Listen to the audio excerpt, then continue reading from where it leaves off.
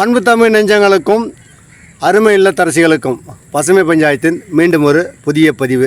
இன்றைக்கி பதிவில் என்னென்னா அரிவாள் மூக்கன் செடி. ஆமாங்க, இந்த அரிவாள் மூக்கன் செடி என்னென்னா இந்த ரத்தக்கட்டுக்கு ரொம்ப நல்லது. ரத்தக்கட்டுனா எப்படின்னு கேட்குறீங்களா?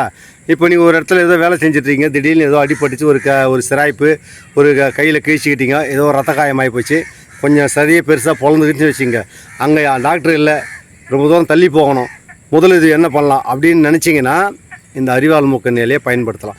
இந்த இலைக்கிட்ட என்ன மருத்துவ குணம்னு சொன்னிங்கன்னா, நம்மளுக்கு ரத்தம் போகுது இல்லைங்களா, அந்த ரத்த போக உடனடியாக நிறுத்தக்கூடிய ஒரு அபூர்வமான செடி. பார்த்தா இது ஏதோ பூண்டு காளான் செடி அப்படி, அதாவது நமக்கு எதுவும் தேவையில்லாத செடி தான் நினைப்போம். இதுக்கிட்ட இவ்வளோ மருத்துவ குணம் இருக்குது. இது இன்னும் நிறைய விஷயங்கள்லாம் பண்ணுது.